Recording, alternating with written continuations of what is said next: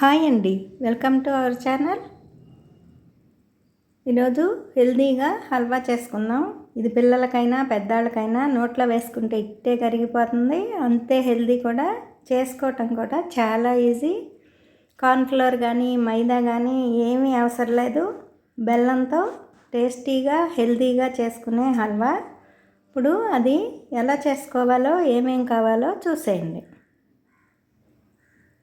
Beetroot తీసుకున్నాను, నేను శుభ్రంగా కడిగి తీసుకున్నాను. బీట్రూట్ 1కి 2 సార్లు బీట్రూట్ కడిగి ఫ్రెష్గా ఉన్న బీట్రూట్ తీసుకోవాలి. అలా కట్ చేస్తే రెడ్గా రావాలి, ఫ్రెష్గా ఉండాలి. బీట్రూట్ పెచ్చు తీసేసుకుని ముక్కలు కట్ చేసుకోవాలి. ముందుగా ఛానల్ని సబ్స్క్రైబ్ చేసుకోకపోతే సబ్స్క్రైబ్ చేసుకోండి. వీడియోస్ సబ్స్క్రైబ్ చేసుకోకుండానే చూస్తున్నారు, లైక్ చేయండి. లైక్ చేయటం వలన ఇలాంటి హెల్తీ రెసిపీస్ మరింత మందికి చేరుతాయి. మీరు లైక్ చేస్తే సబ్స్క్రైబ్ చేసుకుని లైక్ చేయండి. మీరు ఎక్కడి నుంచి చూస్తున్నారో కూడా కామెంట్లో తెలియచేయండి. బీట్రూట్ 2 తీసుకున్నాను నేను, 2 పావు కేజీ ఉంటాయి. పెచ్చు తీసేసి ఆ సైజు ముక్కలు కట్ చేసుకోవాలి. మొత్తం ఫ్రెష్గా ఉన్న బీట్రూటే తీసుకోండి.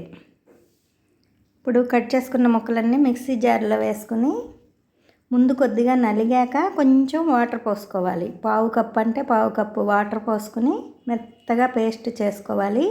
ఇప్పుడు చేసేసుకున్నాక చూద్దాం. వడకట్టుకునేది తీసుకుని ఒక క్లాత్లో అయినా పల్చటి క్లాత్లో అయినా వడకట్టుకోవచ్చు. నేను చాలా కొద్దిగా వాటర్ పోసి మిక్సీ పట్టుకున్నాను, దానిలో వడకడుతున్నాను. మెత్తగా చేసేసి వడకట్టుకుని మొత్తం బీట్రూట్ జ్యూస్ అంతా తీసుకోవాలి.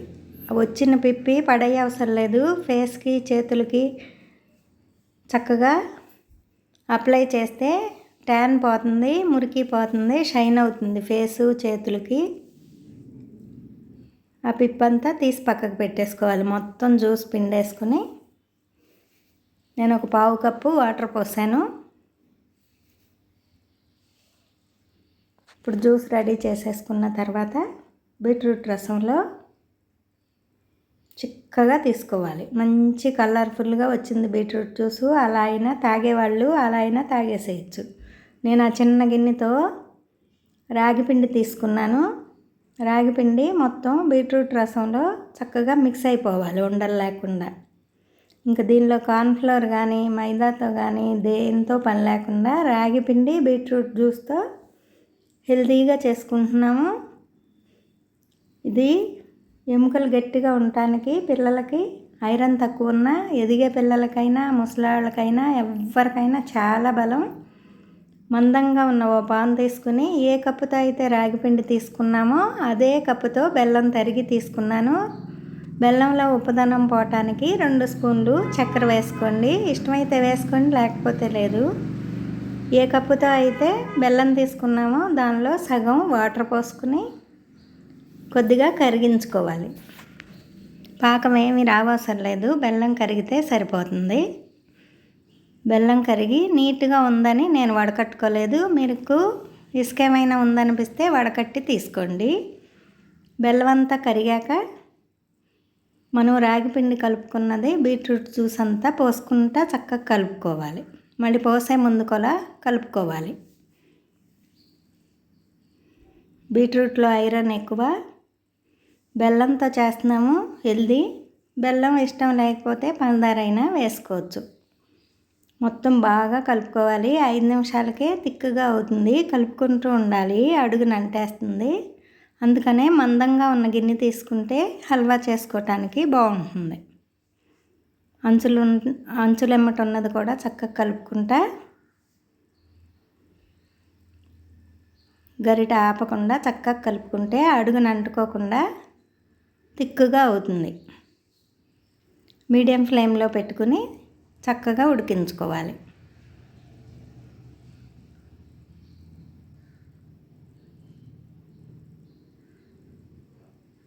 5 నిమిషాల్లోనే అలా తిక్కుగా దగ్గరికంటా వచ్చి ఉడికేప్పుడు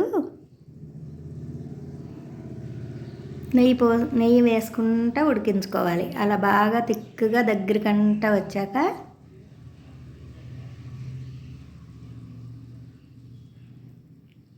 ఒక్కొక్క స్పూన్ నెయ్యి వేసుకుంటా 4 స్పూన్లు నెయ్యి వేసాను. మొత్తం 5 స్పూన్లు పడుతుంది. అలా ఉడికేప్పుడు వేసుకోవాలి. ఒక్కొక్క స్పూన్గా వేసుకోవాలి.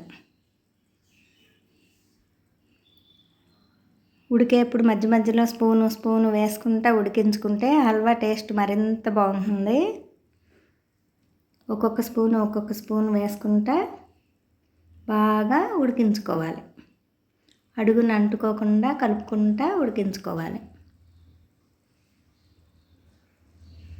రాగిపిండి జావగానే కాకుండా ఇలా కూడా చేసుకోవచ్చు. బీట్రూట్ కర్రీగా చేస్తే తినని పిల్లలకి ఇలా చేసి పెట్టండి, ఇష్టంగా తినేస్తారు.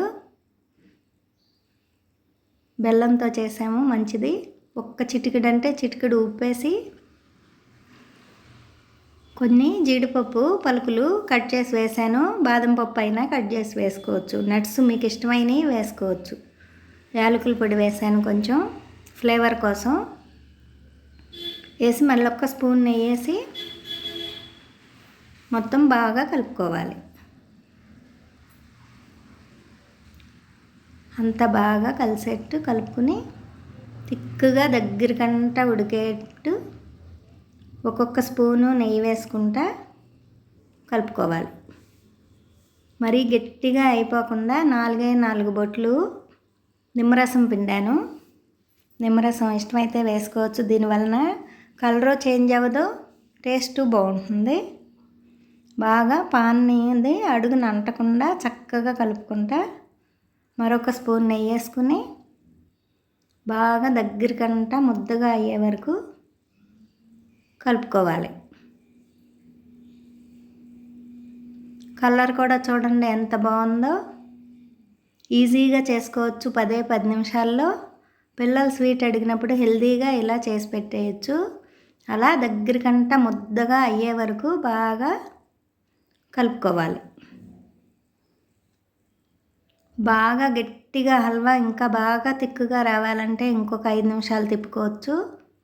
లేదు అంటే మనకి గరిటికి ఉండలాగా పాన్ నుంచి సపరేట్ అయ్యి మనం వేసిన నెయ్యి చక్కగా బయటికి షైనీగా కనిపిస్తూ ఉంటుంది. అలా ముద్దగా అయ్యే వరకు తిప్పుకోవచ్చు. ఇంకా బాగా తిక్కుగా రావాలంటే ఇంకొక 5 నిమిషాలు తిప్పుకోవచ్చు. నేను ఇలా ముద్దగా ఇలా సాఫ్ట్గా సరిపోతుందని ఆపేసి ఓ గాజు గిన్నెకి నెయ్యి రాసి అట్టు పెట్టుకున్నాను. దానిలోకి తీసేసుకుంటున్నాను. మీరు స్టీల్ ప్లేట్కి నెయ్యి రాసి అయినా వేసుకోవచ్చు, దేనిలోకైనా వేసుకోవచ్చు. వేసి పైన నట్స్తో మళ్ళీ గార్నిష్ చేసి ఒక గంట ఆరాక ముక్కలుగా కట్ చేసుకోవాలి. అలా అయినా గిన్నెలో పెట్టుకుని అయినా సర్వ్ చేసుకోవచ్చు, ముక్కలుగా అయినా కట్ చేసుకోవచ్చు.